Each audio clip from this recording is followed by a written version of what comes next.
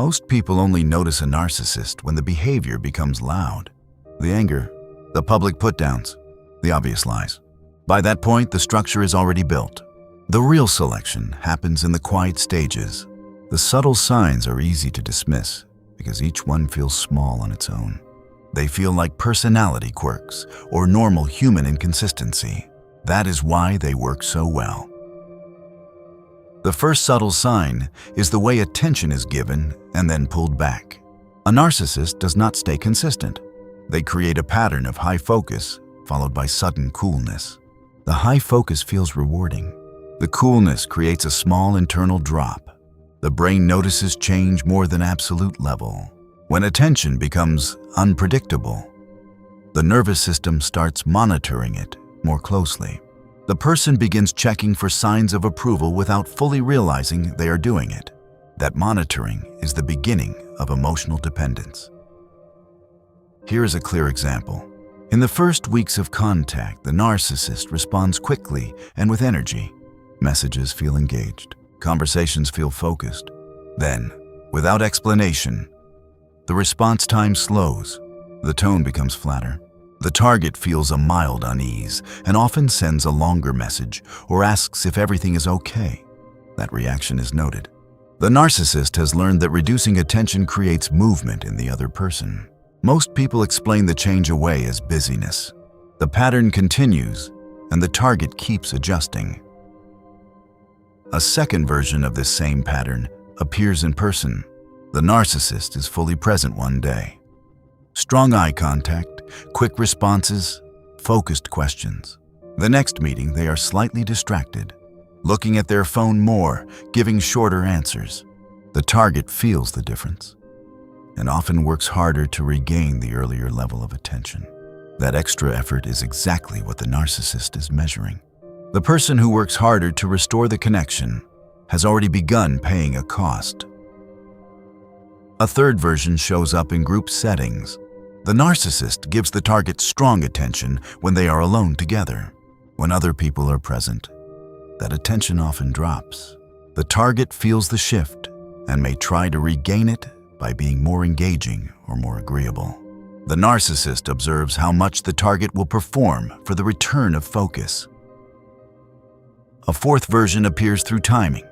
The narcissist may go quiet right after the target has shared something personal or positive. The sudden drop in response creates a small emotional vacuum. The target often fills it by offering more information or reassurance. That filling behavior is recorded. The second subtle sign is selective memory. A narcissist remembers details that serve them and forgets details that cost them. When the target shares something vulnerable, the narcissist can recall it later with surprising accuracy if it can be used. When the target reminds them of a promise or a previous statement that is inconvenient, the memory becomes vague. This is not ordinary forgetfulness. The brain prioritizes information that protects self-image and status. A narcissist filters memory through usefulness. What helps them is retained. What holds them accountable is discarded. Example: the target mentions a personal fear or past failure in a moment of openness. Weeks later, the narcissist references it during a disagreement to reduce the target's confidence. The same narcissist cannot seem to remember agreeing to a specific plan that no longer suits them. The target starts to doubt their own recollection. That doubt is useful. A person who questions their own memory becomes easier to guide. Another form of selective memory appears around emotional promises. The narcissist may say something caring in the moment. Later, when the target brings it up, the narcissist claims they never said it that way, or that the target misunderstood. The original statement is rewritten. Over time, the target learns that warm words cannot be relied on. The only consistent thing is the narcissist's current need. A deeper version of this appears when the target tries to reference a past agreement about respect or communication.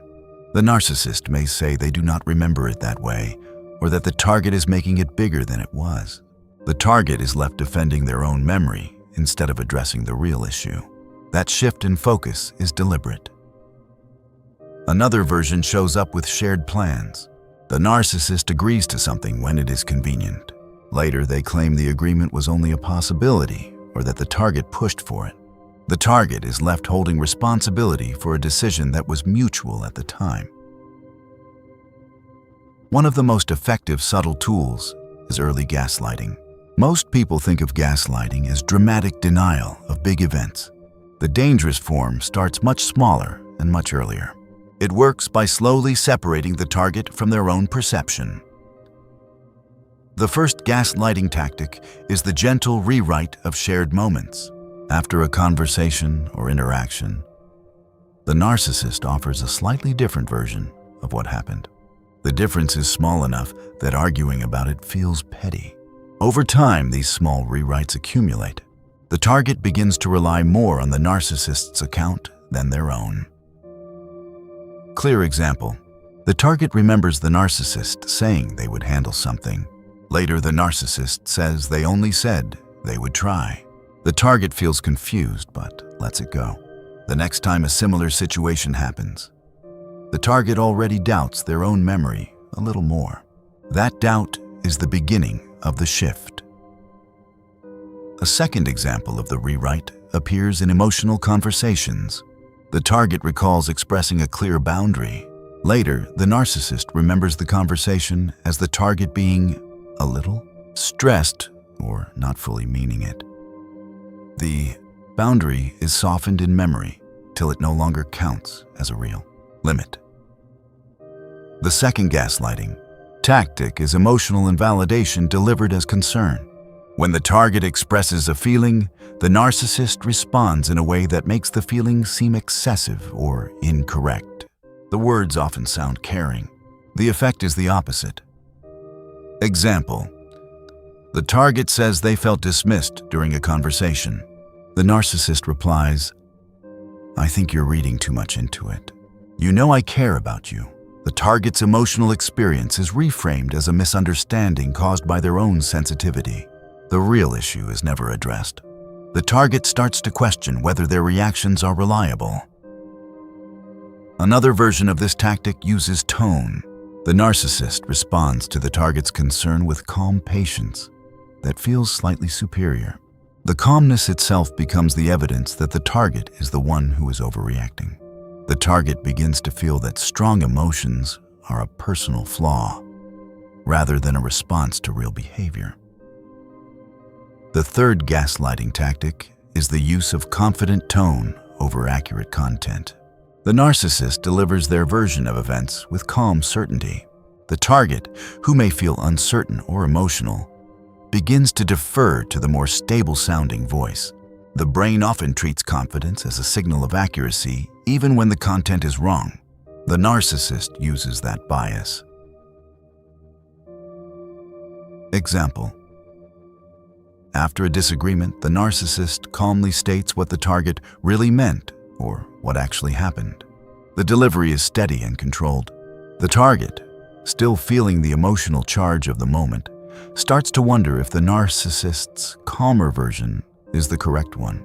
Over repeated interactions, the target's trust in their own reading of events weakens. A second version appears when the narcissist narrates the target's intentions. They say things like, "You're only saying that because you're tired," or "You don't really mean it that way." The target's internal experience is replaced by the narcissist's interpretation. Over time, the target checks their own motives less and the narcissist's explanation more. The fourth gaslighting tactic is moving the goalposts of what counts as proof. When the target brings up a pattern, the narcissist demands a level of evidence that is almost impossible to produce. Specific dates, exact wording, perfect recall. If the target cannot provide it, the concern is dismissed. If the target does provide it, the narcissist questions the interpretation. Example: the target says the narcissist has been distant several times. The narcissist asks for exact days and exact messages. When the target cannot list every instance perfectly, the narcissist treats the whole complaint as unreliable. The standard for being believed is set higher than normal human memory can meet. Another version of this tactic appears when the target does produce evidence. The narcissist then shifts the meaning. The message is reframed as a joke. The distance is reframed as the target being too demanding. The proof is accepted, but the conclusion is rejected. The target is left with the sense that no amount of evidence will ever be enough.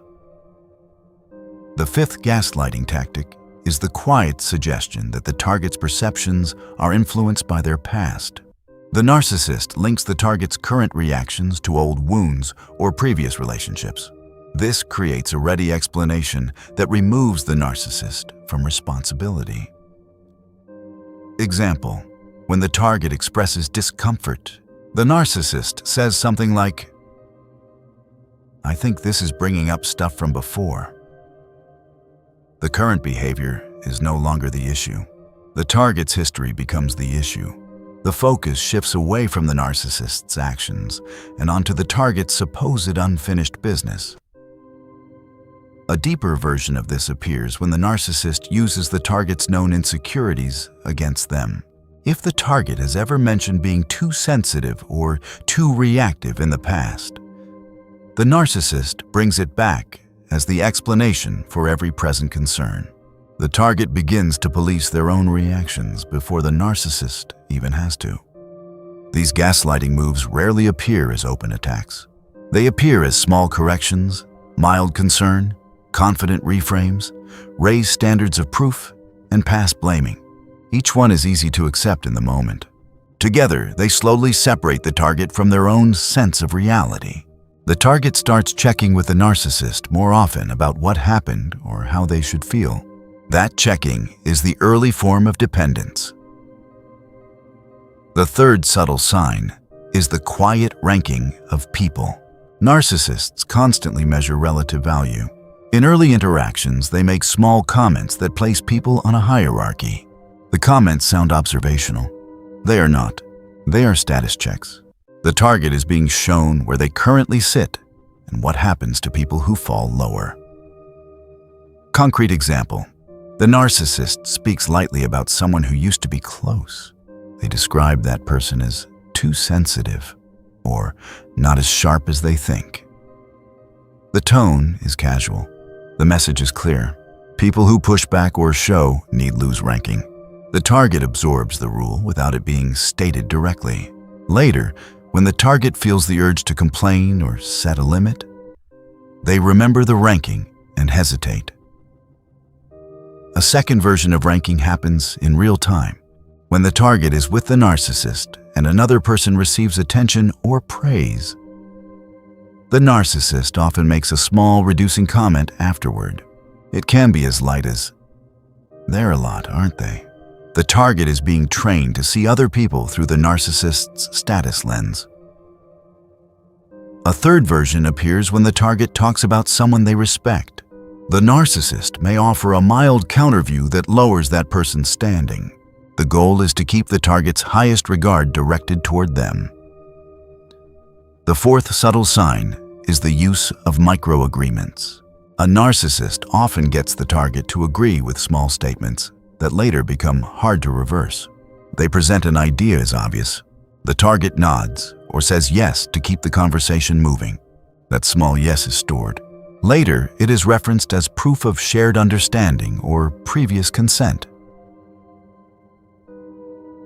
Example: early on, the narcissist says something like, "People who need constant reassurance are exhausting, right?" The target agrees because it sounds reasonable.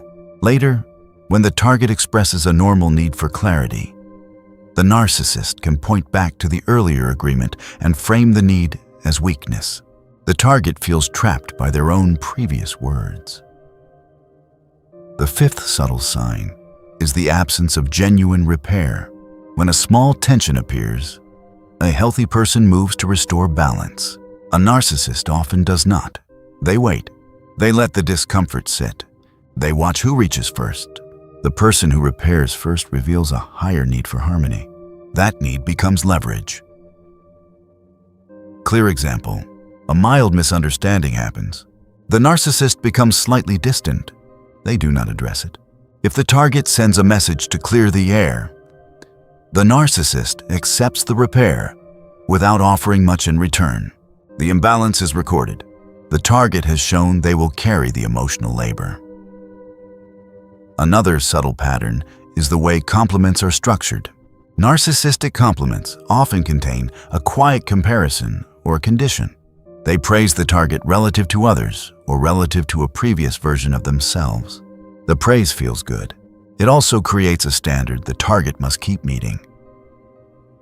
Watch how they handle the target's independent success. A subtle narcissist does not always attack it openly. They may minimize it, reframe it, or quickly shift the focus back to themselves. Genuine recognition of another person's win threatens the status balance. The use of ambiguity is another quiet tool. A narcissist often leaves statements open enough that they can be reinterpreted later. Plans are suggested rather than confirmed. Feelings are implied rather than stated. When the target acts on the implication, the narcissist can claim they never said it directly. Subtle control also appears in the management of shared reality. Beyond the gaslighting tactics already described, the narcissist repeatedly supplies the cleaner, more confident version of events. Over time, the target defers more often. The final subtle sign is the quiet expectation of emotional priority. A narcissist does not always demand it outright. They create conditions where the target feels responsible for their mood. A slight withdrawal when the target is busy. A mild disappointment when the target has other plans. The target begins to monitor the narcissist's emotional state and adjust their own behavior to keep it stable. These signs rarely appear as dramatic events. They appear as small imbalances that feel manageable in isolation. The focused attention that comes and goes, the selective memory, the early gaslighting through rewrites, invalidation, confident reframes, raised proof standards, and past blaming. The quiet ranking of people, the micro-agreements, the missing repair, the conditional compliments, the minimized successes, the useful ambiguity, the expected emotional priority. Each one is easy to explain away on its own. Together, they form a structure. The structure is built while the target still believes they are in a normal connection. By the time the larger patterns become obvious, the emotional investment is already high and the exit cost feels heavier. The people who learn to see these quiet signals early, especially the early forms of gaslighting, gain the only real advantage. They can evaluate the pattern while the cost of leaving is still low. Most people wait for proof that is impossible to deny. By then, the selection is finished and the extraction has already begun. The subtle signs are not side details. They are the main method.